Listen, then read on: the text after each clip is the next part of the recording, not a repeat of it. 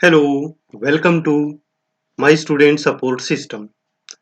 आज की child health nursing की क्लास में आपका स्वागत है और आज हम स्टडी करेंगे बाल श्रम या बाल मजदूरी के बारे में। ये जो लेक्चर है या ये जो टॉपिक है, ये चाइल्ड हेल्थ नर्सिंग का तो है ही क्योंकि इससे बच्चों का स्वास्थ्य प्रभावित होता है। ये एक सोशल और we can say psycho social topic भी है। सोसाइटी का एक ज्वलंत क्वेश्चन है। ये लेक्चर आप हिंदी में देख रहे हैं। यदि इसी लेक्चर को आप इंग्लिश में स्टडी करना चाहते हैं तो आई बटन पे क्लिक करें। वहां से आपको इंग्लिश लेक्चर का लिंक मिलेगा या आप डायरेक्ट चैनल को भी विजिट कर सकते हैं। बाल श्रम या बाल मजदूरी या चाइल्ड लेबर क्या है? चाइल्ड लेबर या बाल श्रम जब भी ये शब्द मैं यूज करता हूँ या सुनता हूँ तो एक इंसान के रूप में अपने आप को दोषी महसूस करता हूँ। हर दिन हम किसी न किसी काम में लिप्त इन बच्चों के पास से गुजरते हुए इनको देखते हैं और हम में से कुछ लोग जो इसे सही ठहराना भी चाहते हैं या इसे बहुत मामूली समझते हैं, वो कह सकते हैं, बयान कर देते हैं कि वे लोग केवल एक इनकम या स्थिर इनकम के लिए अपने परिवार की सहायता कर रहे हैं। परंतु वास्तव में यह मानवता के ऊपर एक काला धब्बा है। हम इन बच्चों को एक सुरक्षित, स्वस्थ, खुशहाल बचपन प्रदान नहीं कर पा रहे हैं। बाल श्रम एक वैश्विक घटना है। यह विकासशील और विकसित दोनों देशों में मौजूद है। हालांकि कारण या इसका जो परिमाण है, अमाउंट है, वो थोड़ा कम या ज्यादा हो सकती है। ज्यादातर जो बाल श्रमिक हैं वो गैर मान्यता प्राप्त क्षेत्र में हैं, जैसे कृषि कार्य में या जूता पॉलिशिंग में, अखबार बेचने वालों के रूप में, दुकानों में, ढाबे में या घरों में घरेलू सहायक के रूप में काम करते हुए ये बच्चे। और ज़्यादातर इसमें जो घरों में काम करने वाली जो बालिकाएं हैं उनका काफ़ी ज़्यादा अमाउंट है, मात्रा है, संख्या है जो इन कामों में लगे हुए हैं। केवल एक छोटा सा हिस्सा ही इन बच्चों का एक संगठित क्षेत्र में है, बाकी सब असंगठित क्षेत्र में काम कर रहे हैं और उनको वहां से आइडेंटिफाई करना भी बहुत मुश्किल है। बाल श्रम की परिभाषा क्या है? बाल श्रम को 14 वर्ष तक के बच्चों को उनके शारीरिक, मानसिक और भावनात्मक और सामाजिक भलाई के नुकसान के जोखिम वाले व्यवसायों में रोजगार के रूप में लगाना के रूप में परिभाषित किया गया है। अंतर्राष्ट्रीय श्रम संगठन आईएलओ के अनुसार बाल श्रम शब्द को अक्सर ऐसे काम के रूप में परिभाषित किया जा सकता है जो बच्चों को उनके बचपन, उनकी क्षमता और उनकी गरिमा से वंचित करता है और यह शारीरिक और मानसिक विकास के लिए हानिकारक है।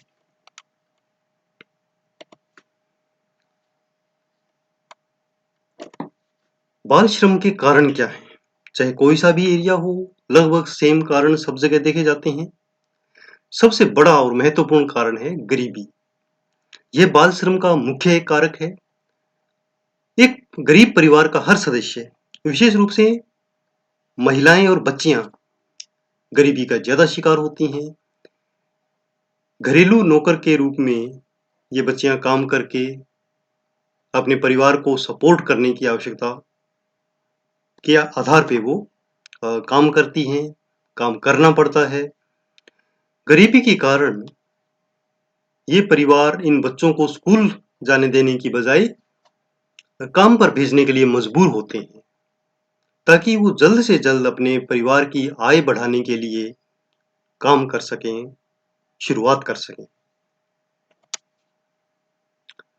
दूसरा है शिक्षा का अभाव। यह बाल श्रम के लिए एक और महत्वपूर्ण प्रेरक फैक्टर है, कारक है। सबसे ज्यादा पीड़ित गरीब परिवार लोग हैं, जिनके लिए अपने बच्चों को शिक्षित करना एक सपने के समान होता है। कभी-कभी गरीब बच्चों की शिक्षा के लिए किफायती स्कूल की कमी उन्हें अनपढ़ और असहाय बना देती है। बच्चे बिना किसी पढ़ाई के रहने के लिए मजबूर हो जाते हैं और कभी-कभी ऐसी मजबूरियां उन्हें बाल श्रम के जाल में धकेल देती हैं। अगला है जागरूकता की कमी। एक तो बच्चों में अपने अधिकारों के प्रति जागरूकता लगभग न के बराबर है। वो भी बाल श्रम को प्रोत्साहित कर रहा है। और इवन जो अशिक्षित माता-पिता हैं, उन्हें अपने बच्चों पर बाल श्रम के जो प्रभाव हैं, उनके बारे में वो नहीं जानते हैं, वो अवेयर नहीं है उसके बारे में। गरीबी और बेरोजगारी की स्थिति ग्रामीण परिवारों को कामों में और बाल श्रम में उलझाने के लिए एक महत्वपूर्ण आधार प्रदान करती है। सामाजिक पिछड़ापन। सामाजिक पिछड़ापन भी भारत में बाल श्रम का एक महत्वपूर्ण कारक है। सामाजिक रूप से पिछड़े माता-पिता अपने बच्चों को शिक्षा प्राप्त करने के लिए नहीं भेजते हैं। नतीजन उनके बच्चे बाल श्रम में फंस कर रह जाते हैं। अशिक्षा के कारण कई बार माता-पिता बच्चों की जो शिक्षा है उसके लिए जो सरकारी योजनाएं चल रही हैं, उनके बारे में भी उनको जानकारी नहीं होती है। सामाजिक समस्याएं। नशीली दवाओं की लत, शराब जैसी सामाजिक समस्याएं भी बाल श्रम का सपोर्ट करती हैं। कैसे? जो इन परिवारों के मुखिया या जो कमाने वाले हैं, वो यदि इस प्रकार की सामाजिक समस्याओं से ग्रसित हो जाते हैं, शराब पीने लग जाते हैं, तो वो परिवार के ऊपर ध्यान नहीं देते हैं। इवन ऐसी कंडीशन होती है कि उस परिवार को सपोर्ट करने के लिए वो पिता जो जिसकी रिस्पॉन्सिबिलिटी है, वो शराब या ड्रग एडिक्ट करके कहीं पड़ा हुआ होता है, और परिवार को सपोर्ट करने के लिए बच्चों को काम पर लगना पड़ता है, और वो परिवार के निर्वाह के लिए एकमात्र साधन बन जाते हैं। प्राकृतिक आपदाएं। प्राकृतिक आपदाओं भी एक महत्वपूर्ण रोल अदा करती हैं बाल श्रम में। कभी-कभी प्राकृतिक आपदाओं के बाद या किसी दुर्घटना के बाद बीमारी, विकलांगता, ये जो कंडीशन है, इनसे जो परिवार का कमाने वाला व्यक्ति है, यदि उसके साथ ये घटनाएं हो जाती हैं, तो उसका परिणाम हो जाता है टूटे हुए परिवार, अनाथ बच्चे या सड़क पर जो स्ट्रीट चिल्ड्रन है, उसके रूप में वो परिणति होती है। ऐसी स्थिति में जीवित रहने के लिए वो बच्चा बाल श्रम में मजबूरन शिफ्ट हो जाता है। नियोक्ताओं का लालच। नियोक्ता या जो एम्प्लॉयर हैं, उनका जो लालच है, वो भी एक महत्वपूर्ण रोल अदा करता है बाल श्रम में। सस्ते श्रम या सस्ती मजदूरी के चक्कर में कुछ दुकानदार, कंपनियां और इन कारखानों के जो मालिक हैं, वो बच्चों को काम पे लगाते हैं ताकि उन्हें कम भुगतान करना पड़े, और सस्ते श्रम जो सस्ती मजदूरी है, वो एक उनको मिल सके। काम ये उन बच्चों से उतना ही लेंगे जो वो एडल्ट कर रहे होते हैं, बट जो मजदूरी है वो आधी या इससे कम भी दे सकते हैं। बच्चा ज्यादा बोलेगा नहीं। और इवन इन मामलों में जो दुकान में चोरी या धन का दुरुपयोग की जो संभावना है, वो भी कम हो जाती है, क्योंकि बच्चा नॉर्मली ये करता नहीं है, जबकि जो एडल्ट है वो ये कर सकता है। इसलिए भी एक जो नियोक्ताओं का लालच है, वो बाल श्रम की तरफ धकेलता है। पारिवारिक परंपरा। हमारे समाज में कई परिवारों में बाल श्रम को परंपरा या रिवाज का नाम देना बहुत आसान है। सांस्कृतिक और पारिवारिक जो पारंपरिक मूल्य हैं, भारत में बाल श्रम की समस्या को स्वैच्छिक स्तर पर बढ़ाने में अपनी भूमिका निभाते हैं।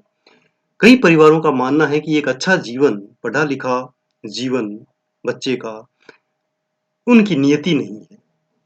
वो मेहनत को ही अपनी नियति मान लेते हैं, और पुरानी जो परंपराएं हैं, उन्हीं को अपनी कमाई और आजीविका का स्रोत मानते हैं, और बच्चों को उस तरफ ले जाते हैं स्कूल भेजने की बजाय। तो वैसे तो वो परिवार का एक स्किल सिखा रहे हैं, परंतु बचपन छीन कर नहीं, शिक्षा छीन कर नहीं, ये उनको ध्यान रखना होगा। लड़के और लड़कियों का भेदभाव, ये भी बाल श्रम में ऐड होता है, हेल्प करता है। कैसे? ये वैसे तो हमारे समाज का एक कड़वा सच है। कुछ लोग डिनाई कर सकते हैं, बट अभी भी ये कंडीशन है। कई गरीब परिवारों का मानना है कि लड़कियां कमजोर हैं, उन्हें पढ़ने लिखने की जरूरत नहीं है, उन्हें घर का काम ही करना है। लड़कों की तुलना में उन्हें कमजोर मानने के कारण शिक्षा से उन्हें वंचित कर दिया जाता है। और स्पेशली जो मजदूर परिवार हैं, उनमें तो पेरेंट्स के साथ बच्चा हो सकता है लड़के को स्कूल भेज दें थोड़ी बहुत अवेयरनेस होने के कारण, बट बच्चियों को काम पर ही भेजा जाता है। भेजना वो लोग चाहते हैं, पसंद करते हैं कि वो काम सीखे, सपोर्ट करे, और लड़का कुछ पढ़ लिख जाए। अपहरण या भीख मांगने वाले गिरोह, मैं तो कहूंगा कि ये सबसे भयंकर अपराध है। बहुत सारे ऐसे अपराधी हैं जो अपनी कमाई के लिए बच्चों का यूज करते हैं और उन्हें अपहरण करके उनको बाल श्रम में धकेल देते हैं, इवन भीख उनसे मंगवाते हैं और पेट खुद का भरते हैं, पैसा खुद कमाते हैं। यहाँ तक कि कई बार आपने देखा होगा, जो भीख मांगने वाले लोग हैं उनकी गोद में छोटा बच्चा होता है। हो सकता है वो अपहृत बच्चा हो, ताकि लोग बच्चे को देखकर कुछ भीख एक्स्ट्रा दे दें। ये मानसिकता भी इन लोगों के साथ जुड़ी हुई हो सकती है।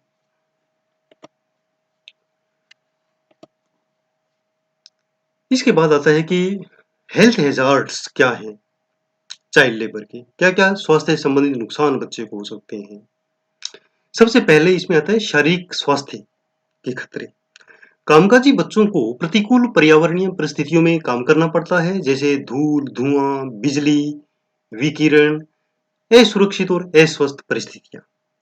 इन स्थितियों में बच्चे के शारीरिक स्वास्थ्य पर बहुत बुरा प्रभाव पड़ता है। बच्चे अस्थमा, त्वचा की समस्याएं और यहाँ तक कैंसर से भी प्रभावित हो सकते हैं। नशीली दवाओं का दुरुपयोग। नशीली दवाओं की लत, धूम्रपान और शराब पीना ये बाल श्रमिकों के बीच आम हो जाता है। क्यों? क्योंकि वे अपने वयस्क समकक्षों के आसपास ही रहते हैं जो नशेड़ी हो सकते हैं। यह लत उनके शारीरिक, मानसिक स्वास्थ्य के साथ साथ सामाजिक स्वास्थ्य को भी प्रभावित करती है। नशे की लत के बाद ड्रग्स को खोजने के लिए वो बच्चा अपराध की दुनिया में भी प्रवेश कर सकता है। दुर्घटना और चोट। काम करते समय चोट लगना ये बहुत इजी है, क्योंकि बच्चे अपना प्रोटेक्शन कर नहीं पाते हैं, उनको उतनी नॉलेज नहीं होती है। ये जो घटनाएं हैं ये वयस्क समकक्षों की तुलना में बच्चों में ज्यादा देखी जाती है। प्रमुख कारण दुर्घटनाओं के हो सकते हैं कि कोई भारी वस्तु को उठाना, उससे उनके मस्कुलर स्केलेटल सिस्टम में प्रॉब्लम आना, टूटे हुए कांच या तेज धार वाली चीजों से कटना, गिरने या फिसलने के कारण चोट लगना या किसी मशीन के घूमते हुए पार्ट से चोट लगना, ये शामिल है। संचारी रोग या कम्युनिकेबल डिजीज। जो काम करने वाले बच्चे हैं वो भीड़ भाड़ वाली जगह और जो साफ सफाई वाली जहां ना होती हो ऐसी जगह पर ज्यादातर उनको रहना पड़ता है और उनकी जो प्रतिरोधक क्षमता होती है वो भी कमजोर होती है, जिसके कारण संचारी रोग विकसित होने की काफी संभावनाएं उन्हें होती है। प्रमुख जो कम्युनिकेबल डिजीज इन बाल श्रमिकों में देखी जाती है वो टीबी, हिपेटाइटिस, त्वचा रोग, डायरिया, ये काफी आम है। यौन संचारित रोग। शारीरिक शोषण और यौन शोषण से बच्चों का काफी शोषण होता है बाल श्रम जो बच्चे होते हैं। इसके कारण यौन संचारित रोग जैसे सिफिलिस, गोनोरिया, जननांग दाग, क्लेमाइडिया संक्रमण और यहाँ तक कि एचआईवी संक्रमण भी इन बच्चों को हो सकता है। कुपोषण। जो कामकाजी बच्चे हैं वो शारीरिक परिश्रम के कारण उन्हें अच्छे पौष्टिक आहार की जरूरत होती है, परंतु होता उल्टा है। पौष्टिक आहार तो छोड़ो, पूरा आहार भी नहीं मिल पाता। इनसे कुपोषण होता है और बच्चे के सामान्य विकास और डेवलपमेंट को प्रभावित करता है। बाल मजदूर अक्सर अभाव रोगों से पीड़ित होते हैं। पीएम हो सकता है, विटामिन डेफिशिएंसीज हो सकती हैं। मनोसामाजिक विकास की कमी। प्रतिबंधित सामाजिक मेलजोल, खेल और मनोरंजन की कमी, लंबे समय के काम के घंटे, सब कामकाजी बच्चों के मनोवैज्ञानिक विकास पर प्रभाव डालते हैं। इसी कारण बच्चा कई बार अपराध की दुनिया में प्रवेश कर जाता है, चोरी, तस्करी और यहाँ तक कि यौन अपराधों में भी लिप्त हो सकता है। अब है कि इन जो बाल श्रम के जो खतरे हैं या बाल श्रम से इन बच्चों को कैसे बचाया जाए, तो सबसे पहला पॉइंट आता है एक संयुक्त जिम्मेदारी। बाल श्रम की एक जटिल प्रकृति है, इस कारण कोई एक रणनीति कामयाब नहीं हो सकती है इसे समाप्त करने में। बाल श्रम को समाप्त करने के लिए एक दीर्घकालिक समन्वित मिलजुल कर कार्रवाई करने की आवश्यकता होती है। जिसमें कई हितकारक एनजीओज, सरकारें शामिल होती हैं। इसके अलावा शैक्षणिक संगठन, मास मीडिया और गैर सरकारी संगठन और समुदाय आधारित जो संगठन है वो सब मिलकर, ट्रेड यूनियन और नियोक्ता, परिवार सब मिलकर यदि काम करें तो इस बुराई को समाप्त किया जा सकता है। सामाजिक दृष्टिकोण में बदलाव, यह बहुत महत्वपूर्ण है क्योंकि इन दिनों में लोगों का जो दृष्टिकोण है और मानसिकता है वो बदली हुई है। वे सस्ते श्रम के लिए वयस्कों की नियुक्ति करने की बजाय बच्चों को नियुक्त कर रहे हैं। इस रवैये को बदला जाना चाहिए। एक एटीट्यूड में चेंज आना चाहिए। लोगों को समझना चाहिए कि जो बच्चे हैं वो देश का भविष्य हैं। बच्चों को स्कूल जाने, खेलने, सीखने और सामाजिक रूप से डेवलप होने का मौका दिया जाना चाहिए। शिक्षा में सुधार, शिक्षा बाल श्रम को रोकने के लिए बहुत महत्वपूर्ण है और भारत में बाल श्रमिकों को कम करने के लिए सबसे सफल तरीकों में से एक रहा है। इसमें स्कूली शिक्षा तक शिक्षा का विस्तार करना, फ्री शिक्षा देना, शिक्षा की गुणवत्ता और प्रासंगिकता में सुधार करना, स्कूलों में हिंसा को संबोधित करना मतलब समाप्त करना, बुलिंग को खत्म करना, प्रासंगिक व्यावसायिक प्रशिक्षण प्रदान करना और मौजूदा व्यवस्थाओं का उपयोग करके बाल श्रमिकों को स्कूल में वापस लाना, ऐसा इंतजाम किया जाना चाहिए। और क्या किया जा सकता है? जागरूकता फैलाना, अवेयरनेस, स्प्रेडिंग अवेयरनेस। बाल श्रम की बुराइयों के बारे में माता पिता की जागरूकता की जो कमी है वो स्कूली शिक्षा में व्यवधान पैदा करती है और बच्चों को बाल श्रम की तरफ भेजती है। तो यदि उन्हें जागरूकता हो, उन्हें वो बच्चे के जो पेरेंट्स हैं वो अवेयर हों तो वो इस चीज को रोक सकते हैं। माता पिता की समझ में कमी, अवेयरनेस की कमी ही ऐसी परिस्थितियां पैदा करती हैं जहां जो ट्रैफिकर्स होते हैं, तस्कर होते हैं, बच्चों को ले जाते हैं, अपहरण कर लेते हैं। कई बार तो वो ये कहकर ले जाते हैं कि हम इसको स्कूल में डालेंगे और दूसरी जगह ले जाकर, क्योंकि वो गरीब हैं, उन्हें पता नहीं है, वहां वो बाल श्रम में धकेल देते हैं। जागरूक समुदाय बच्चों के मुद्दों को अधिक प्रभावी ढंग से समझ सकते हैं और उसका जवाब बन सकते हैं। कानूनी सुरक्षा, ऐसे कई कानून भी हैं जो बच्चों को बाल श्रम से बचाते हैं, जैसे बाल श्रम निषेध अधिनियम 1986 14 साल से कम उम्र के बच्चों के रोजगार पर प्रतिबंध लगाता है, जैसे घरेलू श्रम, सड़क के किनारे ढाबों, रेस्तरां, होटल, मोटेल और स्पा के जो आतिथ्य व्यापार है उनमें, और इवन 14 से बड़े बच्चों को भी जो खतरे वाले जो रोजगार है उनमें जाने से रोकने के लिए ये मदद करता है, रोकता है। इसके अलावा 1992 में भारत द्वारा अनुमोदित बाल अधिकार कानून, इस कन्वेंशन के तहत सभी बच्चों को ऐसे काम से बचाने का अधिकार है जो खतरनाक है या बच्चों के स्वास्थ्य और शिक्षा को नुकसान पहुंचाते हैं। और जो शिक्षा का अधिकार अधिनियम 2009 है वो भी ये सुनिश्चित करता है कि 6 से 14 साल के सभी बच्चों को मुफ्त और अनिवार्य शिक्षा का अधिकार दिया जाए, तो वो भी बच्चों को इस बाल श्रम से बचा सकता है। धन्यवाद। ऐसे ही वीडियोस देखने के लिए YouTube चैनल को सब्सक्राइब करें, मेरे Facebook पेज को लाइक करें ताकि आपको लेटेस्ट वीडियोस का अपडेट मिलता रहे, और अपने नोट्स बनाने के लिए, ये जो हमने स्टडी किया है वो कंटेंट देखने के लिए आप ब्लॉगर विजिट कर सकते हैं mynursingstudentsblogspot.com। फॉलो करें मुझे इंस्टाग्राम पर, ट्विटर पर और Facebook group nursing notes join कर सकते हैं। धन्यवाद। आपका दिन शुभ हो।